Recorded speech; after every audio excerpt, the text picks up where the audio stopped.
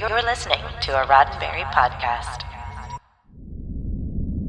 Mission Log Prodigy, a Roddenberry Star Trek podcast.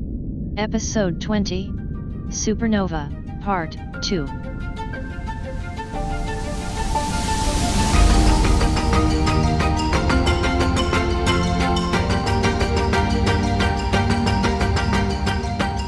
Welcome back into another episode of Mission Log Prodigy, a Roddenberry Star Trek podcast. I'm Norman Lau. And I am Charlene Schmidt. Just like our flagship Mission Log podcast, each week here on Mission Log Prodigy, we discuss each and every episode of the animated series, discover what makes each of them special, and to see if there's any morals, meanings, or messages that what we have learned.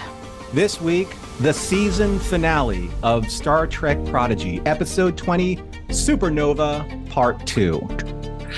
Please remember that. I know. We're here. I got to take a deep breath for a second. Do it. Because it is, it's a lot. It's a lot right now. Yeah. And I know it's going to be a lot for everyone who has watched it. But if you haven't watched it yet. What are you doing here? Please. Well, they're going to put the episode on pause. Yes. And then you're going to come back and then listen to us talk all about it, because this is an in-depth podcast. There will be spoilers. There's going to be major discussion. So don't ruin this last episode by listening to us first. Listen to us second, right? Absolutely. Yeah. Yes. Mission Log Prodigy is produced for YouTube and as a regular podcast. So if you're watching us, please go to the YouTube page, subscribe, share, hit all the buttons on YouTube. You know what to do. And if you're listening as a podcast, please subscribe and share with your friends that way. That would be wonderful. We appreciate that support. You can also follow Mission Log Prodigy on Twitter at ML_Prodigy. And that way you keep up with the latest updates on what we're doing. You know, it's great. We hit like a nice milestone of 500 plus followers on ML_Prodigy on Twitter. So thank you very much, everyone, for subscribing and for listening and for supporting us. And of course, you can do that on our YouTube page as well. And before we jump to the recap, here's why our podcast is unique. At least we feel that it's unique this way. And we didn't do this with Supernova Part 1, and we're doing this with Supernova Part 2. We're taking all of the voicemails, especially from our younger cadets, who have been so fantastic, sharing us what they've learned, with these 4 questions that we have asked over the course of this entire season. And you have sent all of those to missionlog-prodigy@roddenberry.com, and we were able to put those at the end of the episode for the last couple, let's say the last 18 episodes, since we do it for episode 19. So we're going to ask you these 4 questions for parts 1 and 2. So you can send those 1 to 2 minute voice messages to missionlog-prodigy@roddenberry.com, answering these 4 questions. What is your first name and age? Did you like the episode? What was your favorite part? And what did you learn? Yes. And of course, we are really looking forward to hearing your comments on this one, just because we're getting double the dose for starters. But this is also the season 1 finale. And we're good. We're wrapping it up, and I would love to know overall, what are you thinking? What are you feeling? Right. We're going to feature that at the end of this show, and we're going to do what we do to start things off. We're going to answer these questions ourselves. So, did you like the episode? All right, I'm going to do a little bit of quick math here. So in thirds, right? Okay. I love 2/3 of it, and I hate 1/3 of it in total. Okay. All right, in total.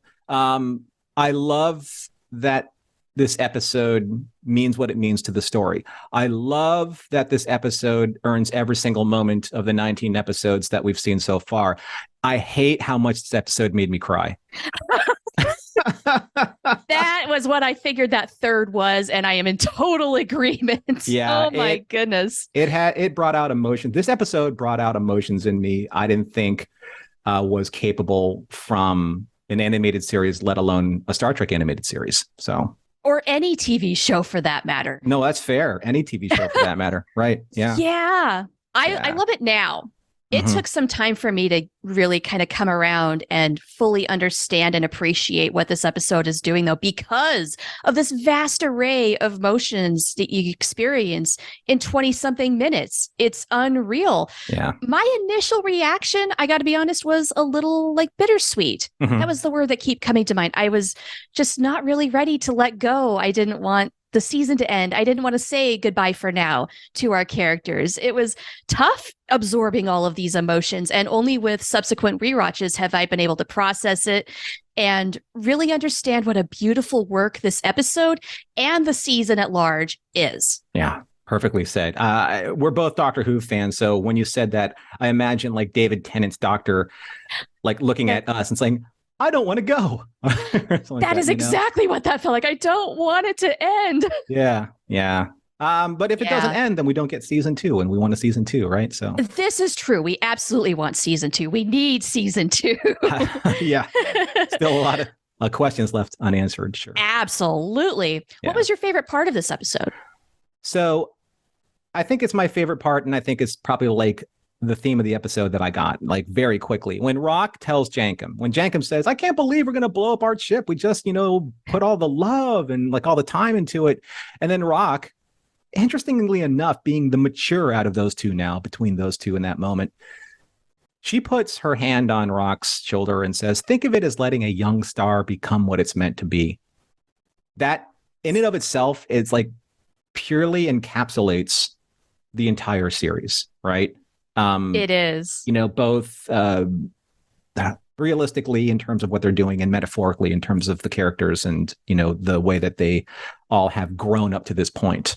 I'm going to get into that way later on as we do our discussion points. But for that one moment, that was it was chef's kiss, beautifully written by Dan and Kevin and directed by Ben. Unbelievable scene. How about you? Yeah, well, that's definitely got to be number one. So I'm going to take the second one, which is the whole sequence from the shuttle shakily leaving to when the nebula forms in the protostar's wake. Yeah. That is where I experienced so many emotions in one scene. Like, I don't know how still you can feel sad and elated, but also terrified and hopeful at the same time. I don't know how you do something like that, but this scene did exactly that to me. Yeah. It's almost it's undescribable. There are those moments where like there just aren't the words, right? Yeah. It's really hard to articulate it. Yeah, and where there aren't words, there's music. So we'll talk about that a little bit later too. We must. Right? Oh my goodness. Yeah. What did you learn?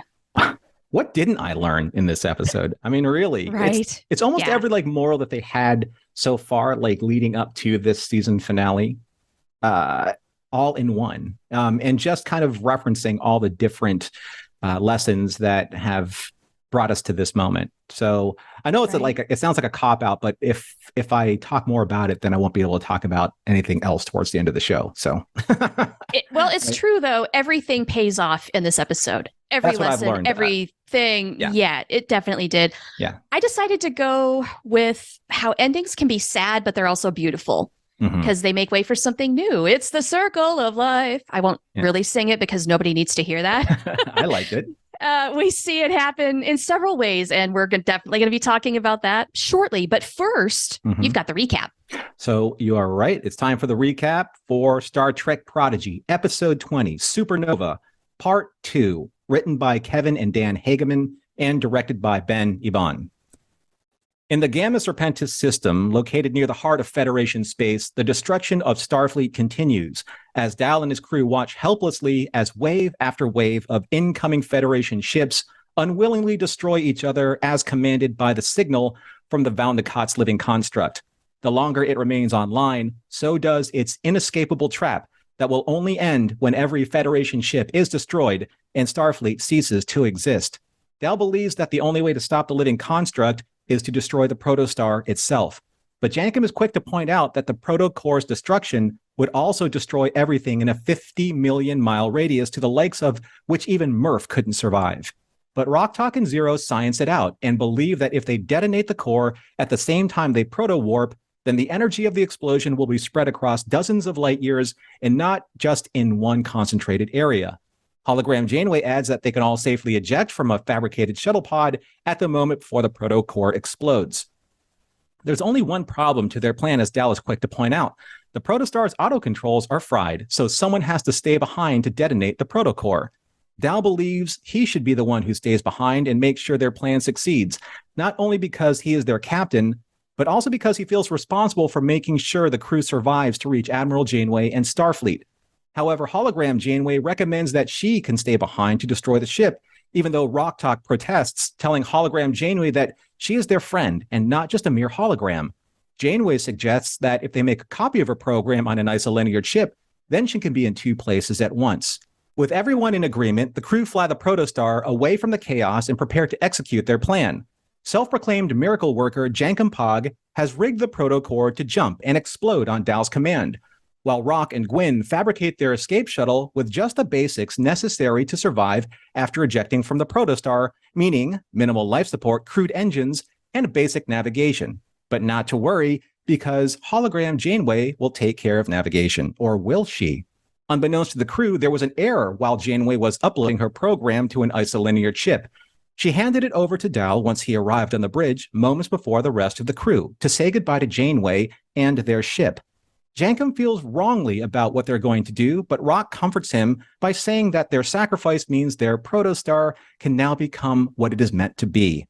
And with that, Janeway watches them leave the bridge for the last time, expressing what an honor it has been to serve beside them. With little time to spare, the crew scrambles into their fabricated shuttle, letting the vacuum of space eject them from the replicator bay and safely away from the Protostar. Janeway then executes the final stage of their plan and proto-jumps, causing the Protostar to explode into a brilliant flash of light and color as her former crew can only watch in awe from inside their lifeboat. Suddenly, aboard the Dauntless, Admiral Janeway and Commander Tyces are shocked to see that the fighting has ceased and control of their starships have returned. Janeway immediately orders Tyces to find the Protostar, but he responds with grave news. Even so, Janeway is determined to find Dal and his crew, the crew that saved Starfleet. She won't give up on them, knowing how far they have come and how far they have yet to go. A sentiment which is very similar to the pre-recorded message that Hologram Janeway gave Dal on that isolinear chip. Yes, a pre-recorded message and not her actual program, which had grown too large to copy and save. Huddled around her tiny recording, Hologram Janeway's former crew watch in disbelief and through tears as she expresses how proud she is of all of them and how she was honored to have helped them get this far to achieve their full potential. In her final words to them, Hologram Janeway challenges her former cadets to go boldly. Sometime later, on Earth, at Starfleet headquarters, Vice Admiral Janeway is at a briefing where a Vulcan science officer has informed her that the Protostar's final jump not only saved countless lives from that explosion, but also opened a wormhole where another Protostar has sent a message. It is Captain Chakotay from 52 years in the future. Hologram Janeway's final act on the Protostar not only destroyed the living construct, but also duplicated the same temporal event that flung Chakotay forward in time. In the midst of this revelation, another officer bursts into the briefing room to tell Janeway that Dal and his crew have been found. After being rescued from San Francisco Bay, Dal, Gwyn, Rock, Zero, Jankum, and Murph are thrust in front of a Starfleet tribunal to stand trial for their crimes against the Federation. Janeway stands with them as their advocate and pleads their case for them to be admitted into Starfleet Academy, especially where Dal is concerned, as one who may be an augment but whose genetic makeup represents what Starfleet has been built upon, a unification of diverse races, beliefs, and species. Who better to be admitted into Starfleet than someone like Dal? Shortly after, Janeway emerges from the council chambers. She explains to Dal and his crew that even if the Protostar's crew was worthy to be accepted into Starfleet Academy, it would be unprecedented and unfair at this time to other worthy Federation candidates who have also been waiting for their admittance. However, not all is lost, as the saying goes, that Starfleet has dropped all charges against them and that 5 of them would be released into her custody and under her personal command. But there are 6 of them. The crew believes that Dal wasn't chosen because he's an augment, but much to their surprise and sadness, it is Gwyn who tells her friends that she is the one who won't be joining them. She says she has to follow her own destiny, to fulfill her father's wish, to find Solum and unite their people in this time.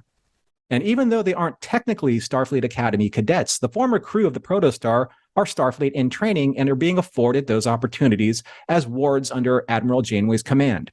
Rock and Murph meet with science officer Dr. Aaron McDonald and discuss a possible career in xenobiology, while Jankum is learning more than percussive engineering, and as Zero has been outfitted with a new state-of-the-art robotic body. Lastly, Dal and Gwen are back in cat boots, staring at a holographic map of stars, finally sharing that kiss that was always there between them. And as the rest of the crew watch her leave, Admiral Janeway appears and reveals not only her new Starfleet-approved Protostar-class ship, but a new mission and a challenge for her new crew if they are willing to join her, as she declares that she has a much bigger plan for all of them, as she turns to ask, "Are you coming or not?" The end. Nicely done on the recap. Thank you. Thank you. That is a lot to pack in. It's a lot to pack in. And one of the things that was difficult doing the recap was trying not to get emotional at the scenes that really had an impact on me. I'm sure they had impacts on you in either the same or different places, as they probably will with everyone after watching this episode. It's a very emotionally charged episode for sure. Very, by far and away, some of the most emotionally charged Trek, I would say, we've gotten ever. Yeah. But we're going to get to that in discussion in just a little bit. But yes, we love talking about our funny, sometimes serious, but mostly funny observations. Some things that just kind of stick out, like, oh, I remember this from this episode. Oh, that's a reference from another series somewhere down the road or before. So, indeed. Yeah. Let's start with you, Shar. What kind of like tickled your fancy here in this episode? Jank and Pog. Let's start with that. Okay. Because I love how he is following in Scotty's footsteps, becoming a self-declared miracle worker and saying, basically doing that whole thing where he tells you how long it might actually be to fix, but you're not really sure because he is probably exaggerating it, because you have Jank and Pog. He'll do it in half the time. That Jank and Pog can do it. That's right. Even if he can't, he'll bang his way, into a solution, right? He'll find a way. Yeah. Scotty would be so proud. Yeah. That proto-warp diagram. Yeah. Wow. I mean, it's a nice bit of animation, but I don't think any of us knew at the time, how significant understanding that particular arrow-shaped conical diagram, would be later on. Yeah, especially with the wormhole later on. But it's such a concise way to explain this process of how the elongated proto-warp is going to work. Mm-hmm. It's so clever. It's so well done. As all are the shorthand science diagrams in this series. Let's go all the way back to, say, Time Amok, when we were trying to understand where all the different crew members were trapped in time. And then there were the three kind of concentric rings, and yeah, that's another good one. Yeah, but it kind of boils everything down to, this is what you need to understand. Oh, by the way, here's a shape that everyone's going to remember. Oh, by the way, here's the arrow that Points to where Chakotay is at the end. I'm like, wow. Right. It's just so accessible. Anybody can understand that. Did you know there are some really nice nods in this episode to previous episodes when they were trying to kind of get their plan in motion, and then Rock and Gwyn had to fabricate the ship. It reminded me all the way back to Star Trek when they were fighting each other in the replicator bay as a shuttlecraft was kind of being replicated around them. Right? Hey, what a good parallel. Yeah.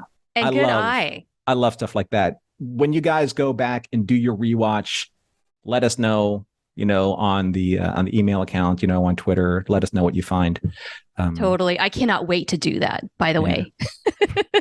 Yeah. What else? Did you have any other little observations like that?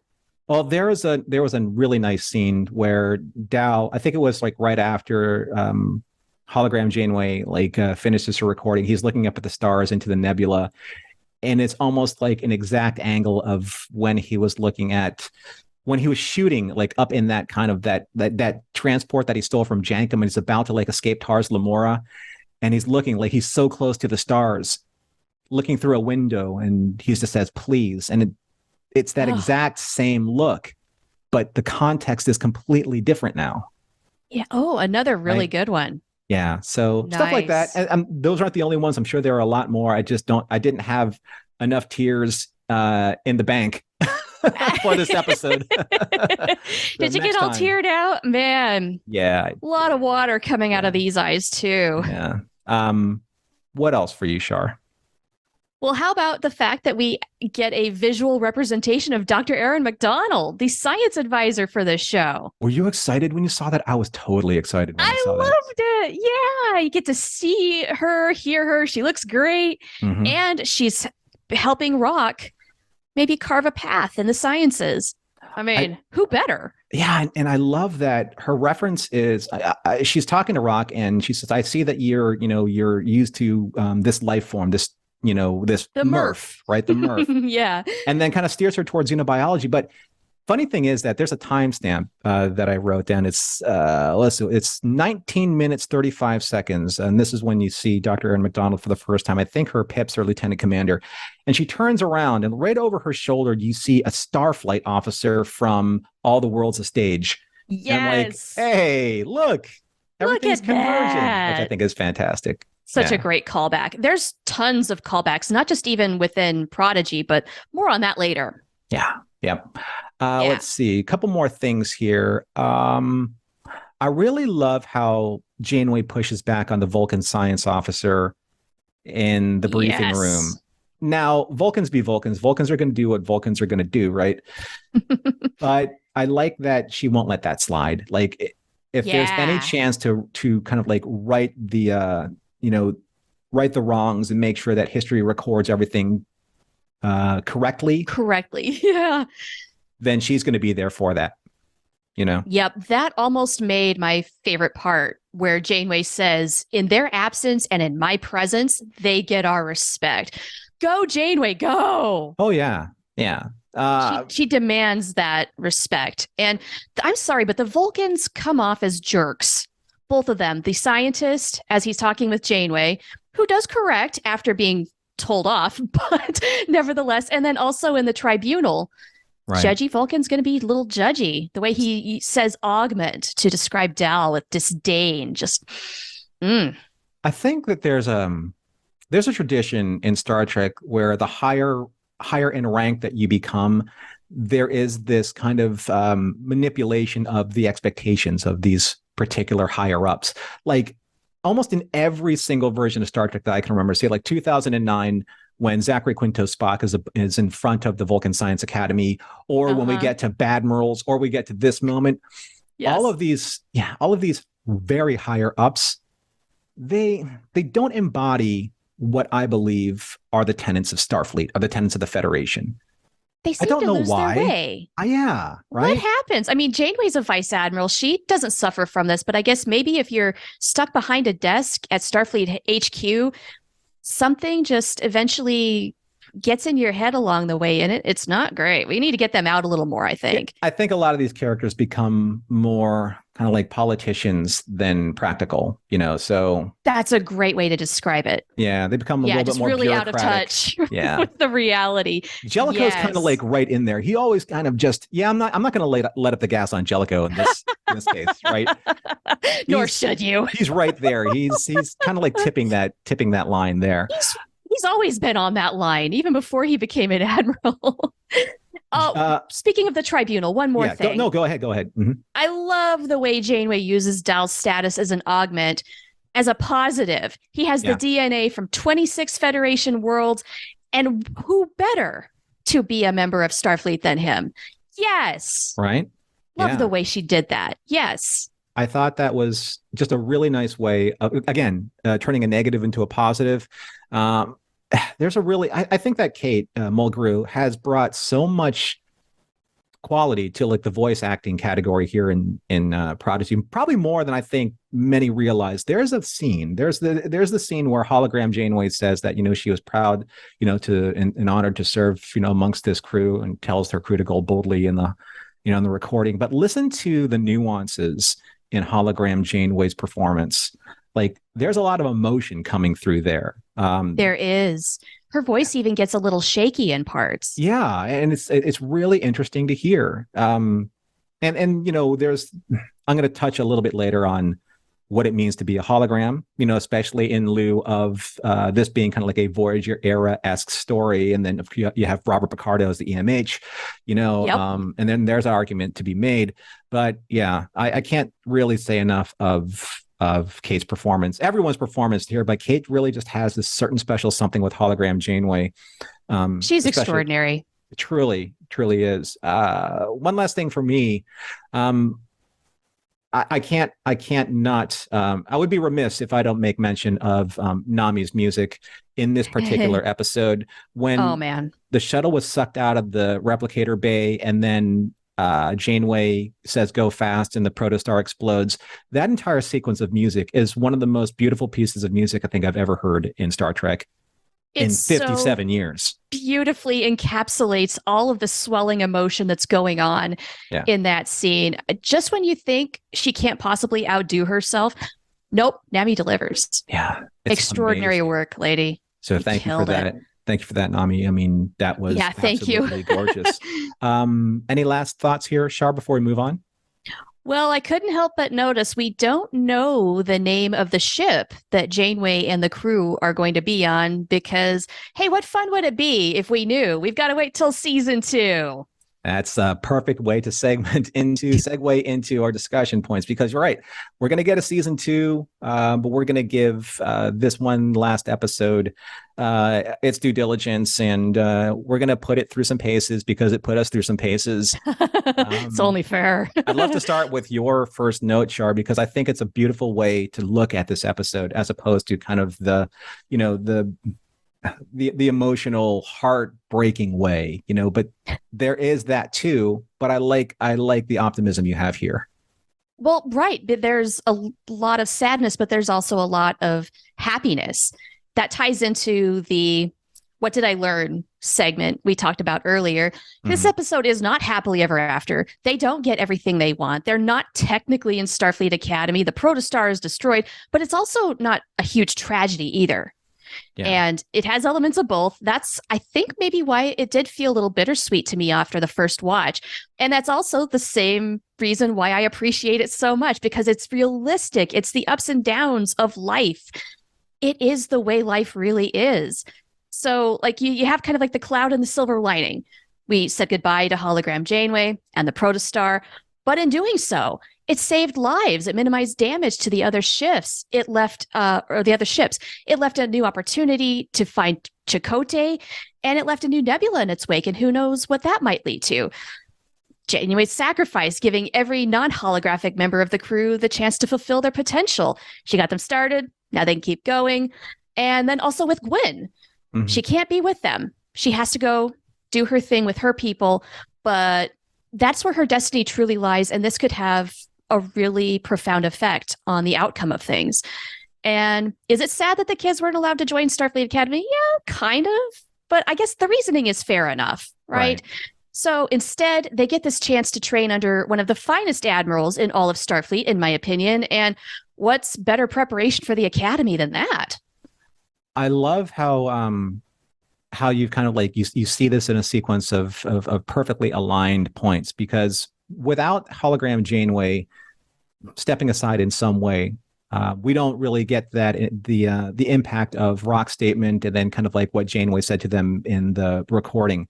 And that's a central theme in Prodigy, where, these adults, they help these kids develop up to a point, and then they need to step aside. Now, in Janeway's case, she had to step aside for a very specific reason.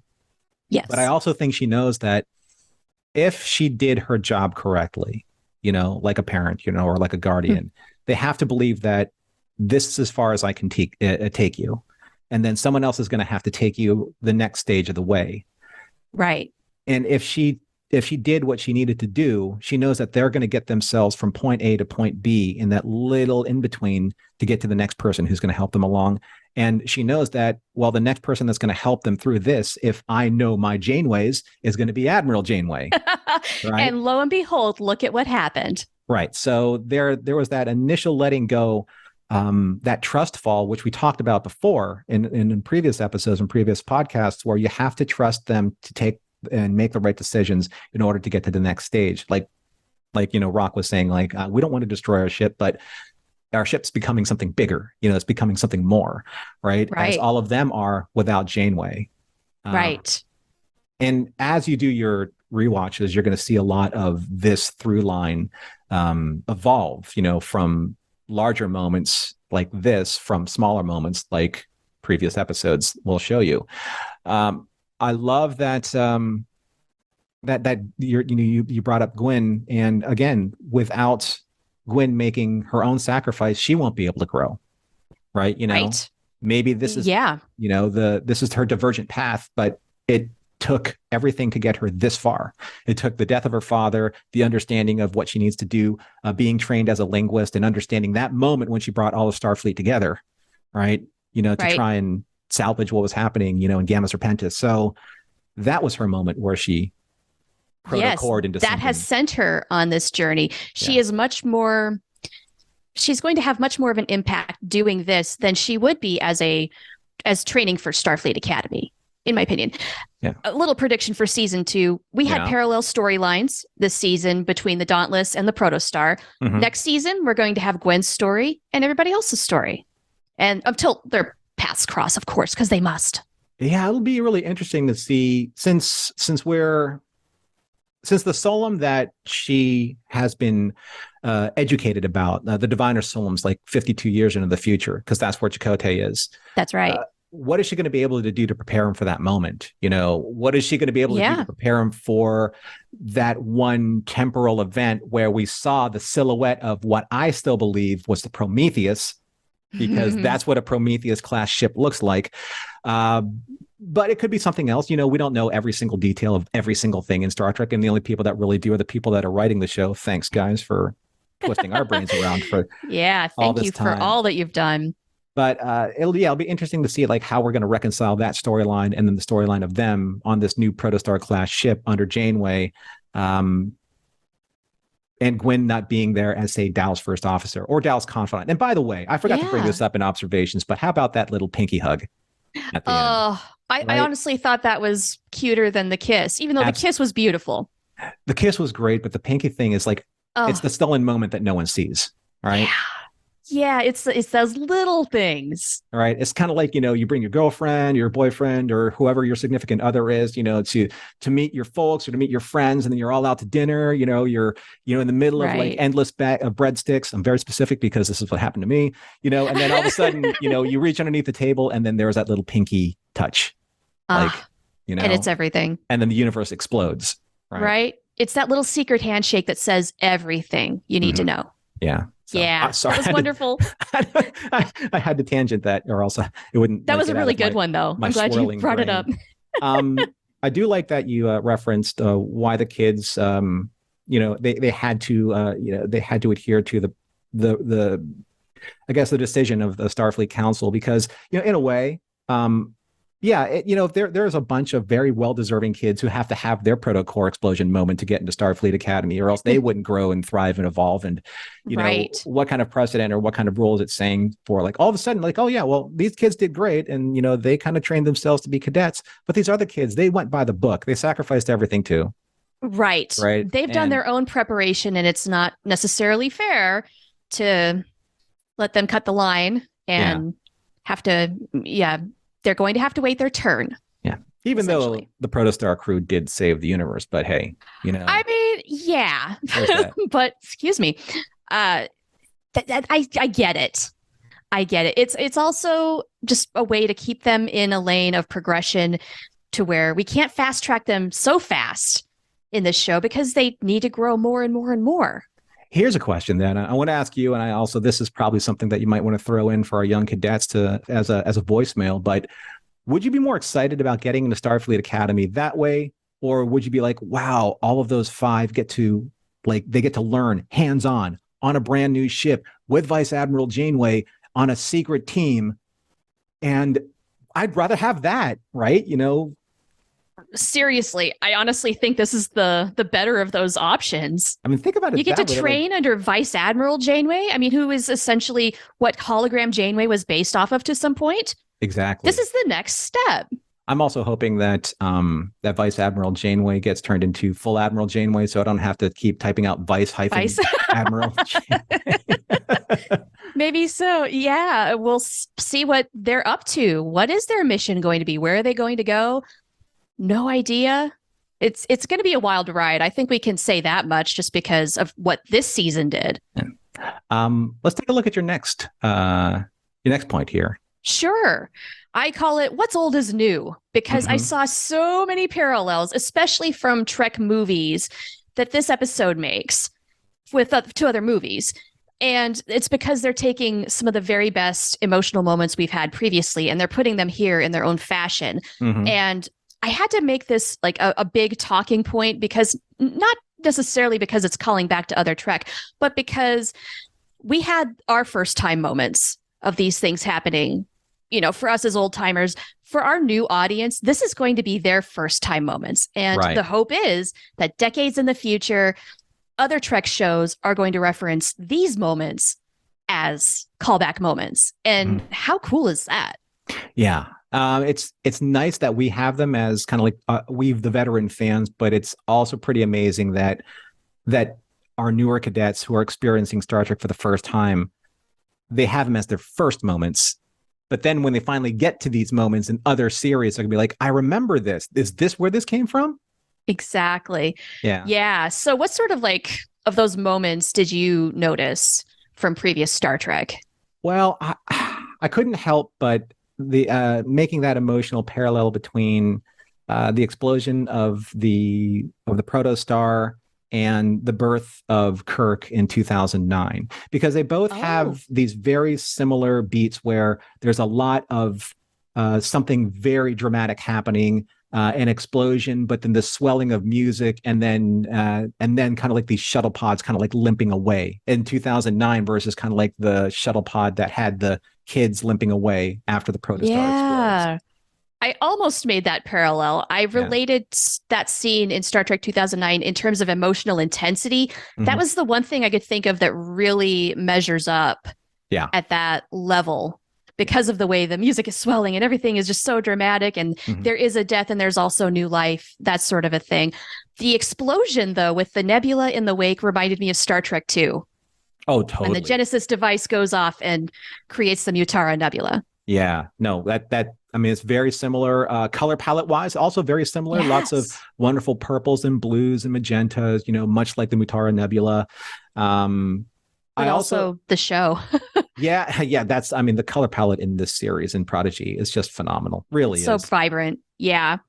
And how about the Protostar reveal, or the new Protostar class ship reveal? Star Trek 4, anybody?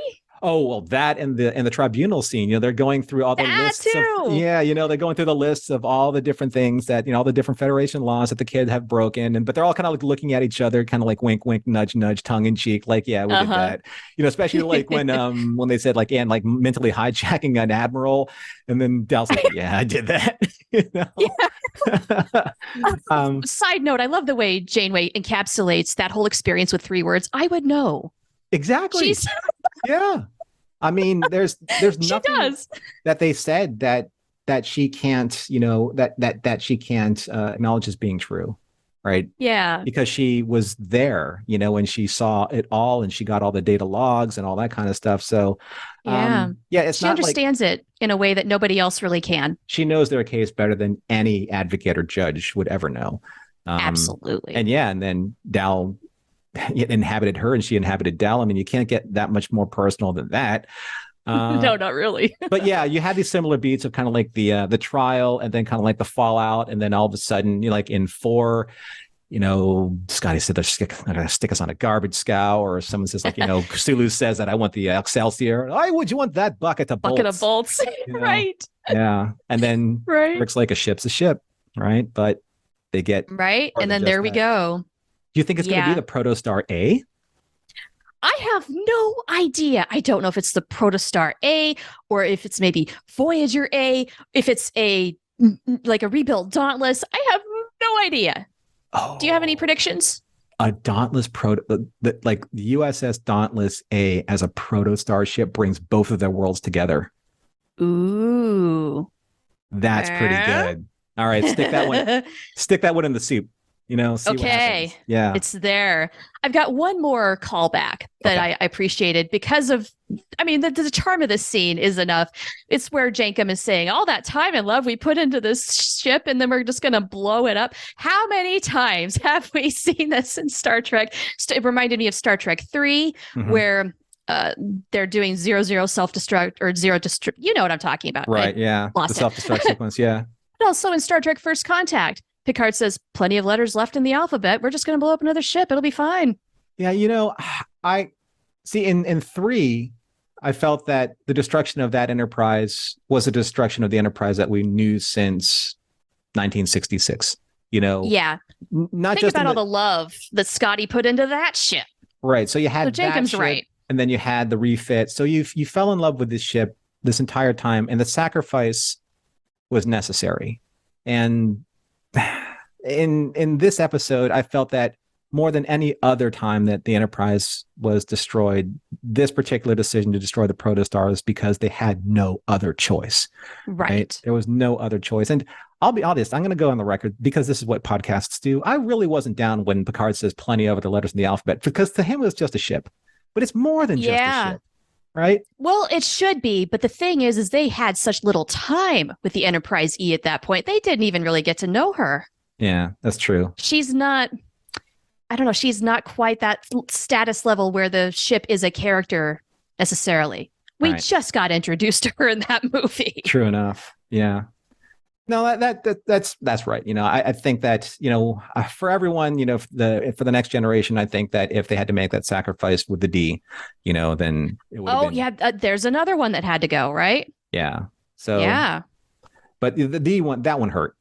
Of course it did. Yeah. We did get to know that ship a lot. That was a ship for what? 7 seasons in a movie ish. Yeah. Yeah. Yeah. So it's never really easy to see those scenes, especially because this was the home that built a family and yeah, for lack of a better term, a home, for these kids. It was. And they put so much, again, love and memories and, and blood, sweat, and tears, especially where Jankum's concerned. And it was their protector. And Hologram Janeway was an extension of that. Right. Yes. And I don't think that it was just saying, I think that Jankum was saying, well, we're saying goodbye to the ship and in a way to her, to Janeway. Oh, the way the doors close. Heartbreaking. That visual on Hologram Janeway where something is up and that's going to be the last time the kids see her. Mm-hmm. Oh, that's when I knew we needed those hold on to your butt handles, because this steady stream of emotion just turned into raging rapids. Yeah. And there are scenes where really nice nuances where she kind of like clutched at her badge and her heart. Yeah. She's a hologram. How do you do that when you're a hologram? Like that. Right? Exactly. Just like that. And there's a really interesting scenario that I posed to you, Shar, earlier on. Shar and I talk about this constantly, whether it's we do phone calls or DMs or whatever. And hours. So Janeway said, I did what I had to so that you could fill your potential. She says this in the recording to the kids. But we also know that her recording, her hologram couldn't be saved on one isolinear chip. So was there a moment when she was recording where I had to make a decision of either using my remaining time to finish the program to find Chakotay when the protostar explodes, pointing the way to the future, and recording just enough of my goodbye for the kids? Or am I going to spend it just recording the rest of myself on another isolinear chip, or however long that takes? Or maybe she didn't have enough time. It's not like she didn't have enough isolinear chips. Just like when you run out of something like recording space, you get another disc. Right. If it's that important. Obviously, that's a quick option. But knowing that she can't waste a second, I'm totally with you. She weighed those options. How could she better use her time? It was definitely to do what she did. And to maybe say, you know what? I've taken the kids this far. Admiral Janeway can take them the rest of the way. Yeah. Right. But I still need to point her in the direction of Chakotay too. Right. Because she has that knowledge. And so she's leaving behind every breadcrumb she possibly can, and went out on such emotional terms. Yeah, you look misty-eyed. Yeah, I know. And I hate to stop us here, but we do have to wrap up the show because I know that we're going to have a lot of a lot of our own young cadets like sending in their thoughts. So in our wrap up, I just want to give us a little bit of time to kind of like give our final thoughts and kind of like say our goodbyes to the season. So let's start with you, Shar. Okay. I'm glad we're able to do this because what a journey this has been. When this show was announced, I didn't know really what to think. I figured I'm not the target audience since I'm not a kid. But hey, good for them for making a show for kids. That's great. I had no idea that I would fall in love with this show and fall in love with it and talk about it for hours on end with one of my very best friends in the world. That's you. Mm-hmm. And I'm so glad we've had this opportunity to just totally geek out about this show. Like, I think when we really started to realize that this show was something special, we just dug in and fell full in love with it. That was not something I foresaw, a year ago when this show first came on. I just thought, oh, Hologram Janeway, I'll watch it for that. That'll be cool. Mm-hmm. But it's so much more than that. This is an opportunity for friends and families, found or biological, to experience the hopeful future that is Starfleet. And you aren't limited by age or experience with Star Trek. Anybody can watch it. This is an entry point. And I'm sorry, this is not just a good Star Trek show. This is one of the best shows on TV right now, period. Everybody should be gathering around and watching it. So what a work of art. I can't thank everybody involved in Prodigy enough for what they have done here, putting your hearts and souls into this show. I think our testament to that is the hours and hours we've spent talking to each other and texting each other, just as to how thoughtful and how with such tender love and care the show has been put together, because it's taken us that many hours to dissect. True. And that's very special. And as a longtime fan, I just want to say thank you, because you've given Star Trek a completely different life with this show in one season. Mm-hmm. One season. This is just the beginning. That's amazing. And I also want to thank you, Norm, and I want to thank Ashley for having the foresight to see what this show would mean and creating Mission Log Prodigy, because you nailed it, man. You knew this was going to be a special show. And so thank you also for bringing me into the fold in the latter half. And when you needed somebody to fill in, I didn't realize that all those hours of us talking would be practice, essentially, for doing this show. It's been the highlight of my year, and I couldn't imagine doing it with anybody better than you, just because we see this show in such a deep way. Nobody else I know loves this show the way that you do. So thank you for all of that. And thanks for being my bro. Oh, you're welcome. And thank you for being able to do the show with me as you were able to do. And like Shar said, she's not wrong. I mean, if you could see our DMs, we spent, let's see, if you could pie chart that, it'd be like, 90% like Star Trek and like 5-6% like Babylon 5 and the rest cats or something like that. That's a pretty accurate breakdown right there. Yeah. This series to me, has been in such an incredible surprise in every possible way. I didn't know how I was going to react, to the full extent of this show. I mean, so yeah, I saw some of the previews like on, Nickelodeon, online, and on social media. And, I'm a big fan of like the Star Wars animated shows. I love the Clone Wars. I love Rebels. And I was like, well, this is just kind of like Rebels, but, let's stick Star Trek. Let's slap Star Trek's name, on the branding and on the merchandising, and away we go. And I was completely and totally and utterly wrong. Like in every the best way possible way. And I'm so glad I am. I hate admitting that I'm wrong, but I completely love admitting that I'm wrong about this. So I've been a Star Trek fan my entire life, as far as I can remember.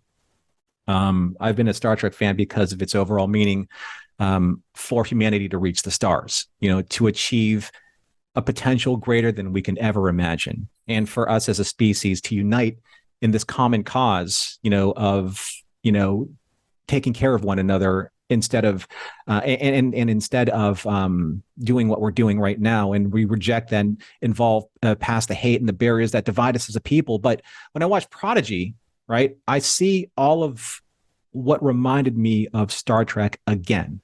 in the way that I love Star Trek and what makes Star Trek special to me. It's in a story and in a style that I haven't seen in a long time. Or at least in a way that hasn't resonated with me so personally, right? I'm honored to be part of this journey. I mean, who wouldn't be?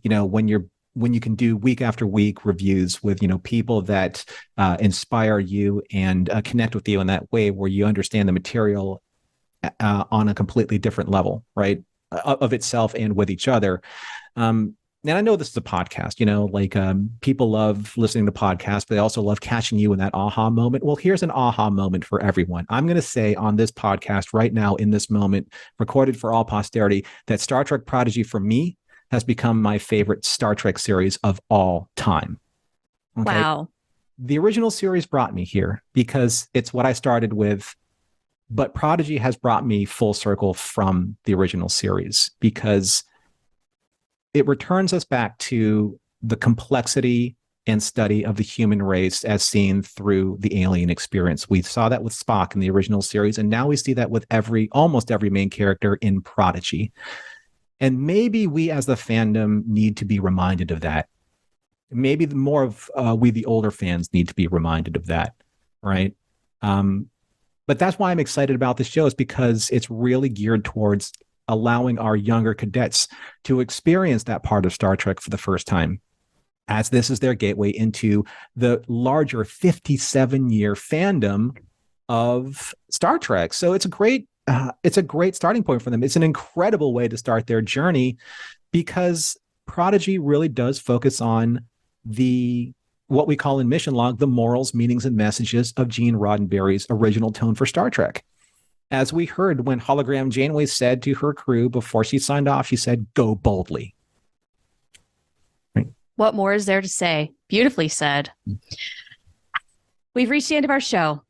Thank you, everybody, for being cat boots with us here on Mission Log Prodigy. If you enjoyed the show, please make sure you like and share and subscribe. Listen to the playlist of all the other shows that we've done previously, and subscribe on the podcatcher of your choice if you've not done that already. Mission Log Prodigy is produced by Roddenberry Entertainment, production and technical direction by Earl Green. Our website and your opportunity to comment and connect with us is at missionlogpodcast.com. And if you'd like to support Mission Log directly, and we'd really appreciate that, you can do so at patreon.com/missionlog. So on behalf of the entire Mission Log Prodigy podcast team, myself, Shar, Ashley, Earl, John, and Rod Roddenberry, who wholeheartedly embraced developing a Prodigy podcast idea from the beginning. Thank you, everyone, for supporting our podcast during this entire first season of Star Trek Prodigy, and especially through all of the long breaks. We hope you have enjoyed our coverage of this landmark first season, and we can't wait to bring you more Star Trek Prodigy content in the upcoming weeks and months as we wait for the premiere of Prodigy Season 2. There are still so many topics and interviews to record, so don't worry, this isn't the end. This is only the beginning. And now, for the last time this season, we would like to leave you all with these very special incoming transmissions. Receiving listener communications. Message playback begins. Supernova. Part 1. What's your name? Dietrich. How old are you? 4. Did you like the episode? No. No. It was a pretty intense episode, wasn't Yeah. it? There were some scary things in it, weren't there? But did you have a favorite part? When Murph smacked his bum. When Murph smacked his bum. That was pretty funny, wasn't it? Yeah. There was something else that you saw before Daddy and I saw it. Do you remember what? Defiant. Yes! Dietrich said, "There's the Defiant!" He was really excited about that. But he was not so excited about all the fighting that happened, right? Yeah. Did you learn anything from this episode?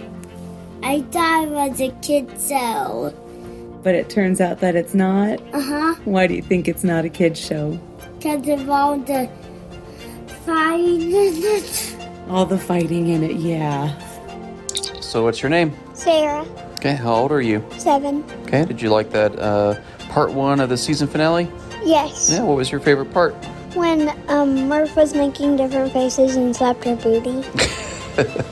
And so who's your favorite character so far in the show? Murph. Murph, okay, not Gwen? Both of them. Both of them, but Murph's the funniest, you think? Yeah. Okay. How do you think they're going to get out of this pickle that they're in? They're just going to keep ordering more ships and ships. Yeah, so I don't know how that's going to stop. Do you? Yeah. Okay. I wonder if maybe they'll have to use the other ships, like the Klingons, to mask the Starfleet signal for each of the ships, so that all they have left is to shoot at the protostar and destroy the protostar. Obviously, hopefully we'll get all the kids off first. Or maybe they just combined all the ships and make a big ship. Like a Voltron ship. Supernova, Part 2. All right, what's your name and age? My name is Rook and my age is 7. All right, Rook, did you like the finale episodes? Yes. What was your favorite part of the first episode? My favorite part was when they blew up the ship. You liked all the ships firing at each other? Yes. And what was your favorite part of the second episode? My favorite part of the second episode was when Zero got his new suit. I know, that was cool when they got their new suit, wasn't it? Yeah. We both cheered. What did you learn from the finale episodes? That you can fail sometimes. Mm-hmm. And what do you got to keep doing? You gotta keep on trying. Yeah, they had to come up with solution after solution, and they kept trying to figure out how to solve that thing, right? Yes. And then they saved everyone. Yeah. All right, good job. What's your name? Dietrich. How old are you? 4. Did you like the episode? Yeah. Did it make up for the last episode? Uh-huh. Was there scary parts in this episode? No. No, that's good. What was your favorite part of this episode? When I saw their new ship. Oh, when you saw the new ship at the end, that was pretty cool. Did you learn anything from the episode? That sometimes you have to do things that break your heart. But that you can still get through? Mm-hmm. And that things can still turn out okay? Yeah. That's a really beautiful lesson to learn. I'm so glad that you watched this show with me, Dietrich. Mm-hmm. Okay, so we're back from watching the finale. So what'd you think of that one? It's good. Yeah, it was good. Was there anything that you thought was a little surprising or maybe a little different than we expected? Like they didn't make the escape pod. Yeah, like why didn't they do that before to... Everyone came. Yeah, they could have done that and then help use that to share the message And why that the didn't ship they was bad. even have extras? But it was still fun though, right? Mm-hmm. Yep. And what do you think about Gwen having to leave? It makes sense, but it is sad. You're right, yeah. So hopefully it's not gone too long, huh? Because she's pretty awesome, right? Mm-hmm. So we'll have a little bit of a wait for the next season, right? Mm-hmm. But what did we get for Christmas that we can do in the meantime? What Switch game? Prodigy game. That's right. So we can play the Prodigy game until then, right? Mm-hmm. All right. Well, can you say bye? Bye. Live long and prosper.